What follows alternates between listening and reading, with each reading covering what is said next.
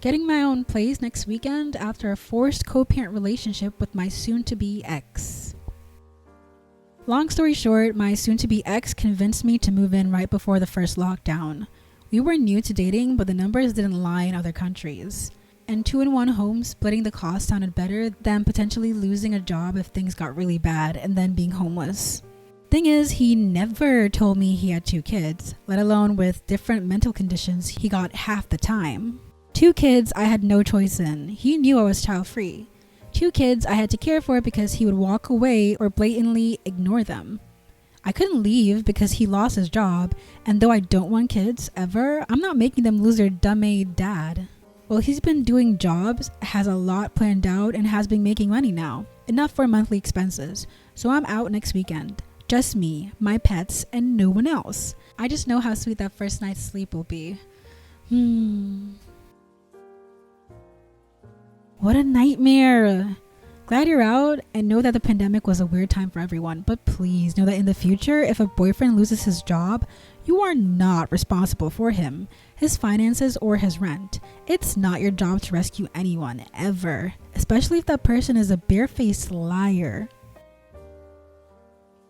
True. I am so done being a hero for someone that doesn't care about me at all. Being a hero in a relationship is usually a bad idea. Not saying you shouldn't help, support, and love someone who is having a crisis, but it's really important to learn to tell the difference between a good partner who is genuinely struggling and a loser who is clearly on the grift. Yep, I had one of those. I knew him for years and he used to be normal. I thought if he just got his license back, which only meant paying $200 in tickets and getting an SR22, he would get a real job. I was so wrong. He blew his money as soon as he got it, never paid the tickets, and expected me to drive him to work every day while barely paying for gas and never paying for tolls or oil changes. I kicked him out when 4th of July weekend came, and I told him we can't take his kid to the beach because he spent all his money and I didn't have enough gas to do that and still get to work. He flipped out that I canceled last minute on his kid. I finally got him out the following week. He has been living in a tent by the river ever since, and this was 2 years ago. As for moving in, he moved all the children's stuff in their rooms. I assumed it was empty spare rooms until it was too late. I didn't have the money to move again until he already lost his job. I did also try on the relationship. Once I was in, I tried. I'm just done. That's so manipulative of him to do. I'm so glad you're getting out of there. Dang, what a douche. To not even tell you he has 2 kids and to blatantly ignore them? Wow. Hey, look on the bright side. You have seen a glimpse of what it's like to be a parent, and you know with 100% certainty it's just not for you. Oh yeah, I can't do kids. So happy I'm leaving. I used to work for an online dating site, and a lot of single fathers joined to just find a babysitter for their kids. Not all, of course, but quite a high number. Wow, that is some entitlement right there. Free babysitting? Thanks for bringing this up. Now I know to watch for this. I would be careful while leaving. He seems manipulative enough that he could make something go very wrong very quick. Lock down your job. Tell them that you are leaving a bad relationship and he might lie to get you in trouble. Also reach out to the mother of those kids and tell her exactly what is going on. Good ideas. Someone who's capable of that amount of dishonesty and manipulation probably wouldn't hesitate to pull out all the stops either in an effort to keep you around or maybe even get quote-unquote revenge. I imagine you already took this stuff into consideration, but I'd definitely be careful of all my financial information, changing my passwords, etc. And maybe keep a really close eye on your pets because they're often the first target when partners get angry. Personally, I'd move them out before you let him know you're leaving. Sorry if that sounds condescending or overly dramatic. Obviously, I don't know this guy or anything about your relationship, but I've heard enough horror stories to just want to put this stuff out there. But most importantly, congratulations on getting the heck out of the original poster. Back in 2011, I was child-free then and still am today. Well, I was offered a basement room to let on the condition I watched the family's 2 children once in a while. At the time, I thought it would truly be once in a while. In reality, it was every weekend, even if I had to work my overnight job.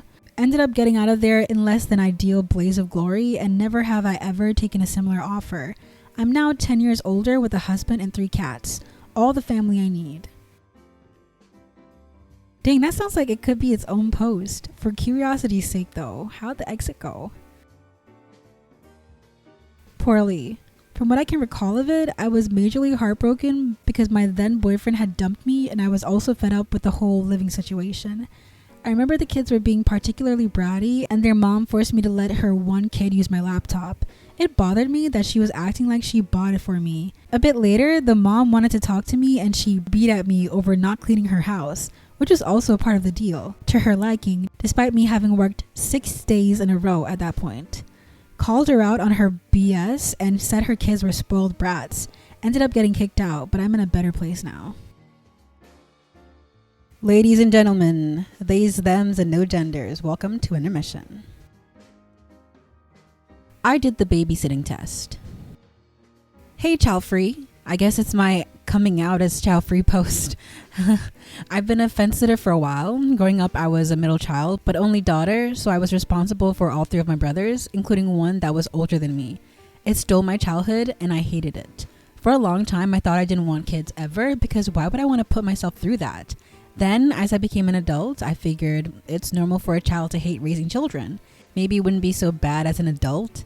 I'm more mature, I have the tools, besides I wasn't raising them since I wasn't allowed to discipline them. It was more like I had to pick up after them constantly.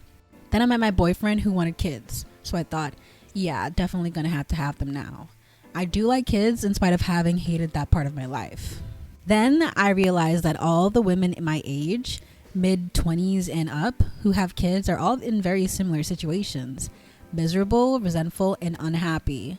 Their partners just don't do as much as them. Even those who have good partners, they still get all the mental load. It made me take a good look at my boyfriend and his desire to have kids.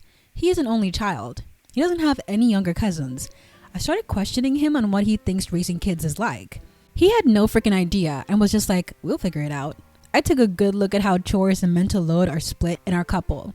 I have most of the mental load. We split chores very well, except when he's sick or super tired, like after going back from intense events. But I don't get days off if I'm sick or super tired. It's expected for him. So I talked about it to him, and he was fairly offended. And then I suggested we do a babysitting test. He was firmly against it at first, but I told him it's either that or it's over. At that point, I wasn't too sure I really wanted kids anymore, and I wanted to be sure. It's not a small decision, so we did the babysitting test. We babysit a friend's 3 kids, 2-year-old, 4-year-old, and a 9-year-old, for 2 weeks. What transpired? 1, holy frick, I want none of that, ever. I know those kids and I love them. They're so much fun when I visit them, but watching them for 2 weeks, that was HE double hockey sticks. 2, my boyfriend indeed had no freaking clue how kids are and has no patience with them. He'd get irritated with the toddlers constantly and had absolutely wild expectations of what a kid should or shouldn't know at that age. 3, he also thought he could get out of any gross chore with, I really don't like it, as if changing diapers was a hobby of mine. 4, if we are both super tired and at the end of our rope, he will try to throw me under the bus and put the whole load on me so he can rest, but I don't get the favor returned. Want to know the worst? He still wants kids, because our kids won't be the same. We'll raise them right from the start. Like he genuinely thinks raising a kid right will make a 2-year-old kid never ever throw tantrums over irrational crap. I'm child-free for good now. I'm glad I did this, and I recommend it to all the fence sitters. I still love kids, but oh boy do I love giving them back. I'm also single and ready to mingle. Woo! Because frick staying with a man who only loves me when things are easy, but as soon as something tiring comes up, he throws me under the bus. Besides, he still wants kids, so we aren't compatible anymore, I guess. Peace to his future girlfriend.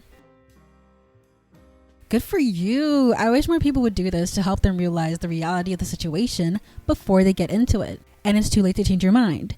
2 weeks is a nice healthy dose of no thank you. Yep, first week was actually okay-ish because the kids were quite meek around us. You know, not their house, not their parents. Then they got comfortable. And knowing that they probably still weren't as comfortable with us as they are with their parents, so it must be much worse with their parents.